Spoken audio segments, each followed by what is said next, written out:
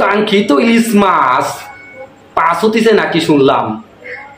তা মোরা হেগালে বরিশাল বইয়া এ মাছ ধরমু লোদ্রে ফুরমু চামড়া কালা বানাইমু ইয়া ফিরিতে ইলিশ মাছ খাইবো দিয়ে একটা আন্দোলন করলাম, দিনের পর দিন মানুষ মারিয়ে হেলাইলাম, মানুষ মরছে। এই পরে মাছগুলো আপনারা আবার পাচার করে দিতেছেন অন্ধকারের রাত্রে, মুখে যেখানে ফিরি খাওয়ানোর কথা আছিল। আরে ফিরি নাই পাইলাম, 500-700 টাকা করে কেজি তো খাইতে পারতাম, সেটাও তো খাইতে পারলাম না। মাছ দিবেন না জান দিবেন, কিন্তু এই মাছই তো দিনের বেলায় পাচার দিতেছে, এটা কেমন হইলো? এখন পুরান ঢাকাতে আমার ফোন দিতেছে, কইতাছে মাগার মাছ কাটাই পাস করতেছে, শুনলাম চিনি।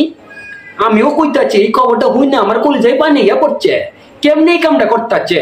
আমাকে দেশের বিজ্ঞ আইনজীবী যারা আছেন, যারা আন্দোলনের সরকার হইছেন, ইরা কেমনি কামটা করতেছে? এই কথা হই না আমার মুকুল ভাই কইতাছে। আরে সামল ভাই শুনছেন, আমাকে দেশের মাছ নাকি পাচার হয়ে যাইবার লাগতেছে। আমিও তো কইছি ভাই, এইটা হই না তুমি বিশ্বাস করবার পারি নাই। আমি বড় বড় মিডিয়ার কাছে খবর নিতেছি, দেখতেছি মাছ কেমনে পাচ হইতেছে।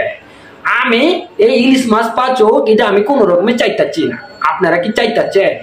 আমার লাগে এক লাগে হইলে কিছু কোন কিনলে আমাকে দেশের মাছ পাচ হয়ে যাইব গা।